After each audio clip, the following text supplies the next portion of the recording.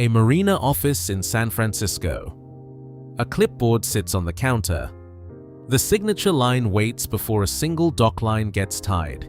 $500,000 in liability coverage required before the boat is allowed to touch the dock. Every owner signs it. Almost none of them ask where that number came from. It did not come from the state of California, it came from the marina. The confusion between the two is not an accident, it is the business model. Have you ever signed a marina contract without asking which parts were state law and which parts the marina invented on its own? Tell me in the comments. For more forensic breakdowns of the marine industry's fine print, subscribe to Yachts and Boats. No state in the United States requires a person to carry insurance just to own a boat. California does not require it. Florida does not require it either. The requirement only shows up once something specific triggers it. A bank loan is one trigger. Washington State runs one of the few laws in the country that trigger on their own, without a loan attached. Under rules enforced by the Washington State Department of Natural Resources, a buyer taking over certain older, larger vessels must carry at least $300,000 in liability coverage the moment the title changes hands. Skip that paperwork, and the department can charge the buyer with a misdemeanor. That is a real law, written by a state legislature with a real criminal penalty attached to it. San Francisco's public marina asks for the same $300,000 floor and $500,000 on some slips before it lets a boat tie up at all. Nobody in Sacramento wrote that number. A marina administrator did, and put it in a contract that reads almost exactly like the Washington statute. Most owners cannot tell the two apart. They assume every insurance demand they have ever signed came from the same source, a government rulebook everyone has to follow. It did not. One number traces back to Olympia, backed by a criminal charge if it is ignored. The other traces back to a marina manager's desk, backed by nothing except the signature an owner gave to get a slip. That gap between real law and private policy is where the marine insurance industry does its best work. Recreational boat insurance. Premiums have climbed 12 to 18% industry-wide, according to the Risk Strategies Marine Market Outlook for 2025. Fewer companies are willing to write new policies for cruising sailboats at all. Insurance broker Rick DeCristofano of Topsail. Insurance still writes liability. Only policies for sailors who choose to carry nothing more, proof that the option has never actually disappeared, even as the market tightened around it. Boat US service manager Emma Whittemore has described a market where underwriters now dig through an owner's sailing history before agreeing to write a policy at all, treating experience like a credit score. Every marina that copies San Francisco's number, instead of writing its own adds, one more owner who believes the law requires something the law never asked for. The pattern is not accidental. It opens a gap an owner can legally step through, and most owners never learn the exit exists. The survey requirement works the same way. Most insurers ask for a fresh marine survey every 3 to 5 years once a boat passes 10 to 15 years old, according to guidance compiled by Salty and Windy in November of 2025. That survey typically costs $15 to $25 per foot of boat length, paid to a certified surveyor who checks the hull, the systems, and the safety gear before an insurer will renew a policy. No state requires that survey to simply own the boat. It only becomes a requirement the moment an owner wants a specific insurance company's signature on a specific policy. Washington State does require a version of it, but only at the moment of sale, and only for vessels over 35 feet and older than 40 years, when a seller must hand a buyer proof of a recent inspection before the title transfers. Skip that step as a seller, and Washington's Department of Natural Resources can hold the seller liable if the boat is later abandoned. Nasika Insurance Services, a commercial marine insurer in British Columbia, has described marinas openly cracking down on insurance and survey paperwork that sat on the books for years without anyone checking it. The rule didn't change. The enforcement did. An owner who complied for a decade under a policy nobody checked can find the same marina refusing his slip renewal the following season over paperwork that was always technically required and never actually asked for until now. That is the exact shape of institutional betrayal. This channel exists to document, not a new rule. An old rule, suddenly enforced, aimed at an owner who already committed his money to the slip. The timing is not random either. Owner accounts on the sailboat owners forums describe the same pattern repeating up and down the Chesapeake Bay. Family-owned marinas, run by the same owner for a generation, sold off to larger conglomerates that manage several marinas at once. Slip rates in some of those marinas have stayed close to flat after the sale. The paperwork has not. A single portfolio owner managing a dozen marinas has every incentive to standardize insurance minimums, liveaboard fees, and survey requirements across every property at once, the same way a hotel chain standardizes a room rate. An individual family marina had no reason to chase a number some other marina set. A conglomerate does, once the exit from all of it was the default, not the exception. Sailors who remember a mooring field with 200 boats in it now count 50 on a good weekend, and every one of the 50 is paying more to be there. The exit still has a price tag, and the price tag has a location. A wet slip at a mid-tier coastal marina runs $10 to $35 per foot per month, according to a 2026 industry survey from Manage Casa. At Newport Beach's public Balboa Yacht Basin, the government's own published rate sheet lists a 40-foot slip at $53.34 per foot per month. Run that number for a full year, and a 40-foot boat costs over $25,000 just to stay tied to a dock in Newport Beach. Now compare it to Belfast, Maine. The town runs a municipal mooring field for its own boats, and a resident pays $104 a year to keep a boat on it, according to owner accounts on the sailboat owners forums. Not $104 a month, a year.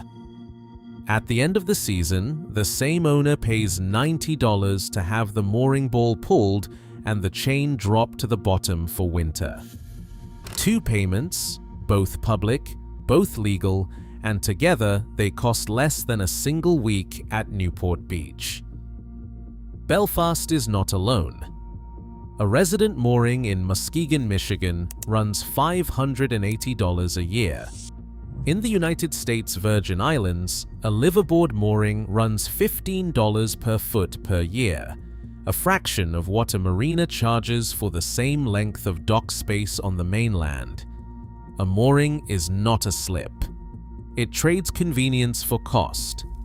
An owner needs a small boat, a dinghy, to reach shore, and needs to check his own lines by hand instead of calling a dockhand.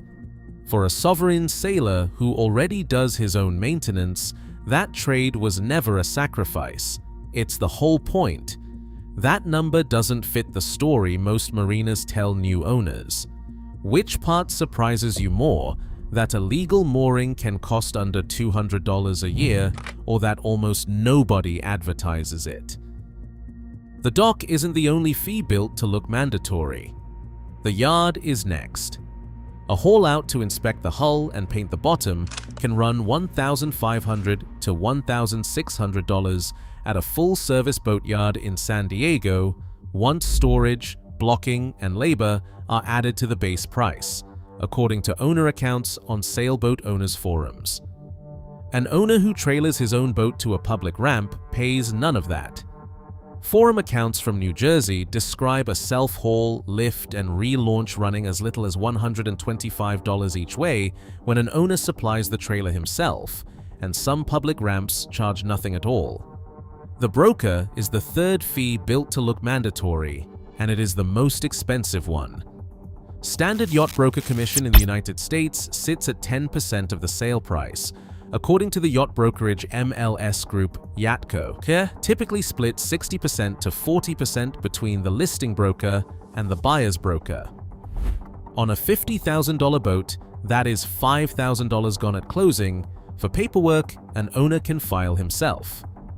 Boat Trader, the largest boat listing platform in the country, charges brokers roughly $9,000 a year for full access to the site, according to a trawler forum thread from active sellers in 2024.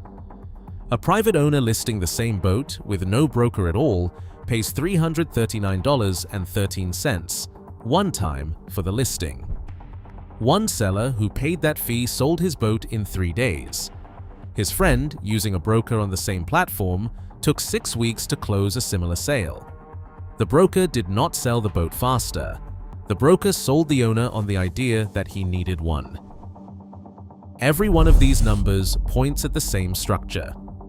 An insurance minimum copied from another marina's contract, not from any statute. A slip fee set by whoever owns the waterfront, unrelated to what the water itself costs to use. A 10% commission an owner can walk past with a Facebook Marketplace listing and a signature of his own. The industry's entire advantage rests on owners never checking which fees are law and which fees are just habit copied from the marina down the coast. For thousands of years, sailors crossed oceans without any of it. Behan and Jamie Gifford are proof. It still works today. The couple has spent years circumnavigating aboard Totem, a 1982 Stevens 47, documenting the trip in real time for Cruising World.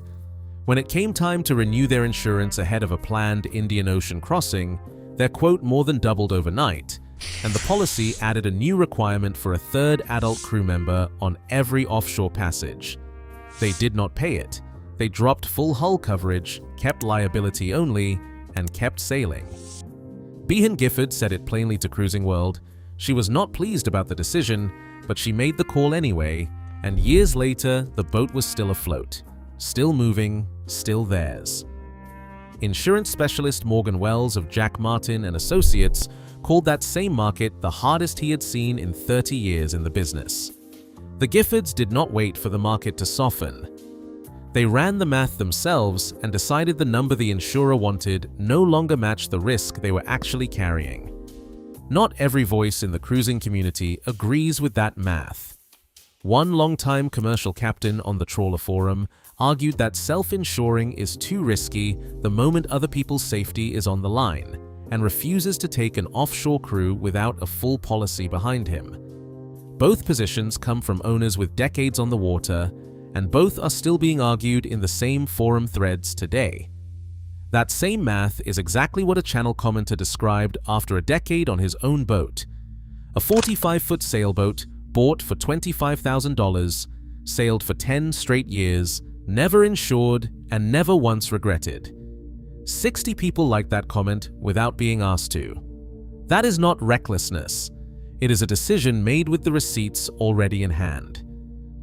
So what does a full year actually cost when an owner builds it the same way, one receipt at a time, instead of taking the marina's word for it? Start with the mooring. Belfast, Maine, $104 a year, plus $90 for the end-of-season pull, for a total of $194. Add insurance, or skip it the way the Giffords skipped hull coverage. One SailNet forum owner reported paying exactly $200 a year for the bare liability policy his marina required, nothing more. Add maintenance handled by the owner instead of a yard. RecNation's 2025 storage data puts do-it-yourself trailer upkeep as low as $100 a year for an owner willing to haul and store the boat himself.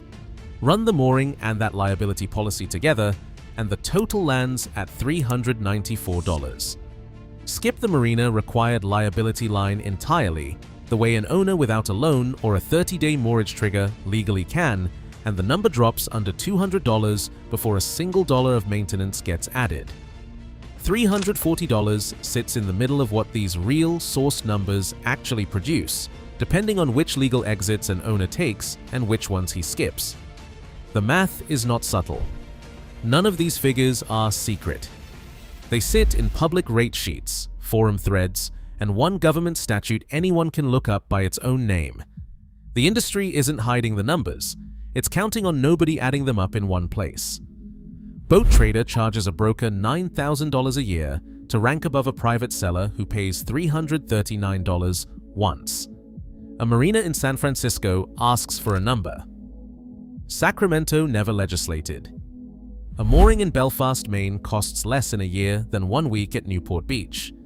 Add them together, and the number an owner is told to expect and the number the law actually requires are almost never the same figure. A survey requirement born from one insurer's underwriting policy gets treated like federal law by the time it reaches a nervous first-time buyer.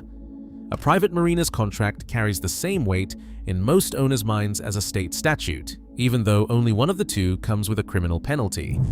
Even a 10% commission gets treated as the only legal way to sell a boat, when a Facebook Marketplace listing and a signature do the same job for free. None of the three were ever mandatory for every owner in every situation. Each one became mandatory only for the owner who never checked. The only monopoly they can enforce is the one you accept. If this is the kind of forensic breakdown you want more of, subscribe to Yachts and Boats.